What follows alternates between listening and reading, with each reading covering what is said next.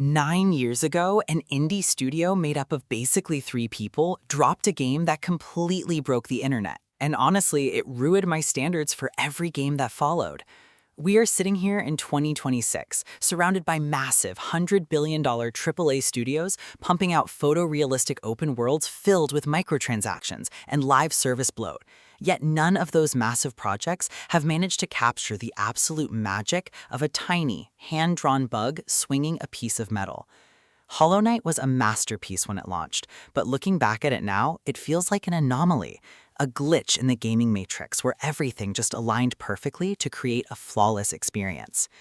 You drop into a fading melancholic world with no instructions, a blunt weapon, and a feeling of absolute isolation. But the deeper you dig into the dirt of Hallownest, you realize something terrifying. This game is hiding a secret so massive, it changes how you look at the entire industry. When you first jump down that well into the Forgotten Crossroads, the game tricks you. It feels like a standard, gloomy platformer. You wander around, hit some harmless bugs, and figure out the basic jump mechanics. But the world design of Hollow Knight is a masterclass in psychological manipulation. It actively wants you to get lost. Unlike modern titles that hold your hand with glowing waypoints, endless tutorials, and massive compasses covering your screen, this game gives you nothing. You actually have to buy maps, find the map maker hidden somewhere in the level, and sit on a bench just to update where you have been. At first, it is terrifying. You drop into an area like Deep Nest, the music cuts out, the screen gets incredibly dark, and you have absolutely no idea how to get back home. But that fear turns into pure addiction. Every time you think you have seen the edge of the world, you find a tiny crack in a wall that leads to a whole new underground ecosystem. Just when you believe you understand the scale of this game, you stumble into the City of Tears, and suddenly, everything you thought you knew about the map completely shatters. The reason you keep pushing forward into these dangerous, uncharted territories is because the controls are completely flawless, and I do not use that word lightly. In 2026, we still complain about games having input lag, clunky animations, or camera issues, but the Knight moves with absolute precision. If you take damage, it is entirely your fault.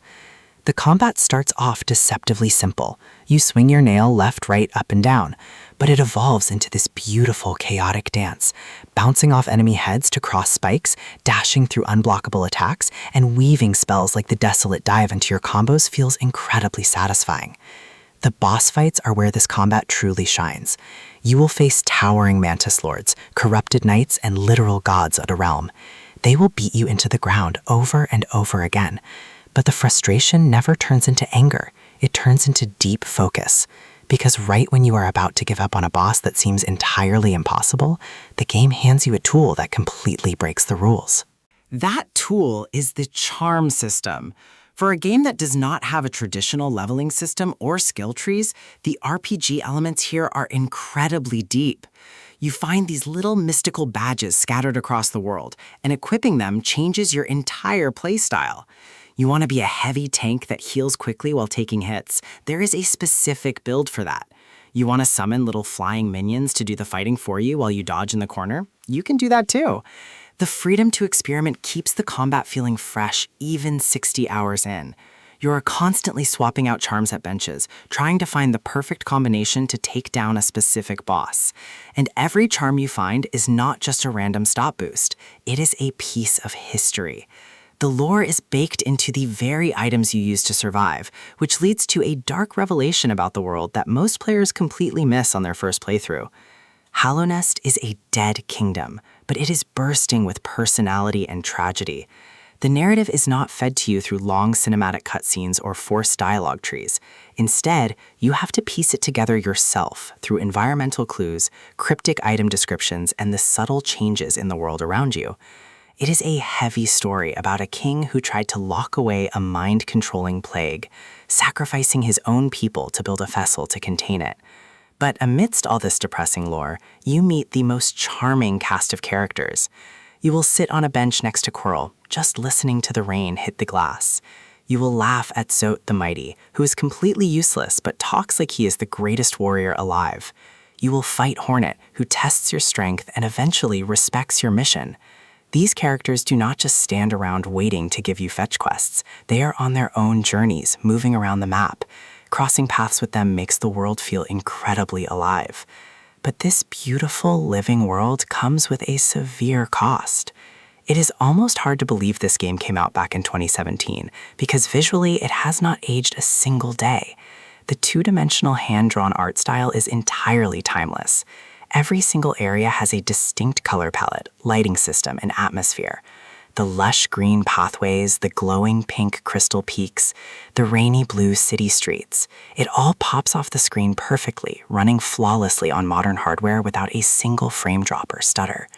And then there is the music. Christopher Larkin created a soundtrack that will stick with you for the rest of your life.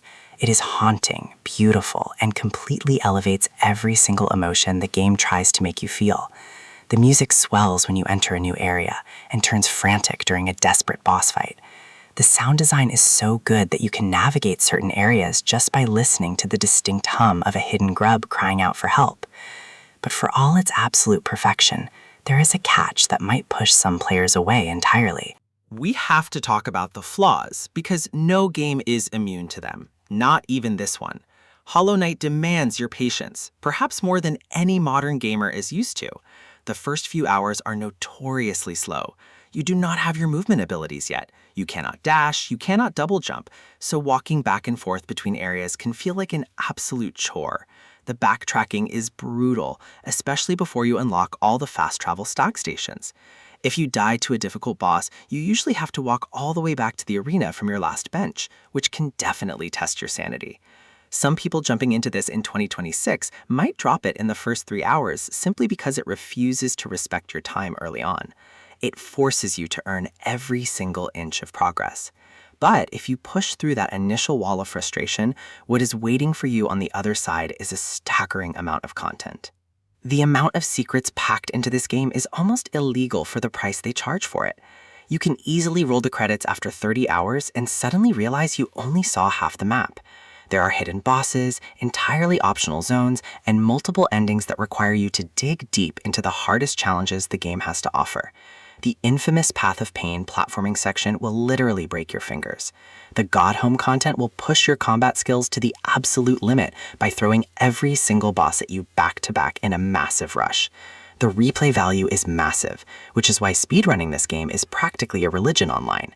You can play this game 5 times and still discover a new room or a piece of dialogue you completely missed. It is a masterclass in giving the player real value.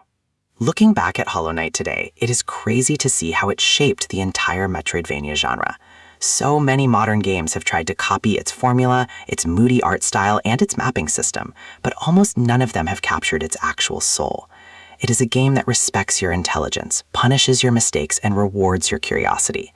It makes you feel incredibly small in a massive hostile world, but gives you the exact tools you need to conquer it. This is not just a video game you play to pass the time. It is a world you survive in and eventually master. I am giving Hollow Knight a flawless 5 out of 5. It is a rare masterpiece that stands the test of time, and honestly, I think we will still be talking about it 10 years from now. If you enjoyed this look back at a true classic, do me a huge favor and hit that like button. It really helps out. Subscribe if you want to see more deep dives into the games we love, and share this with a friend who still hasn't played this gem yet. Drop a comment below and let me know what your favorite charm build is or which boss gave you the hardest time. Thanks for hanging out, and I will catch you in the next one.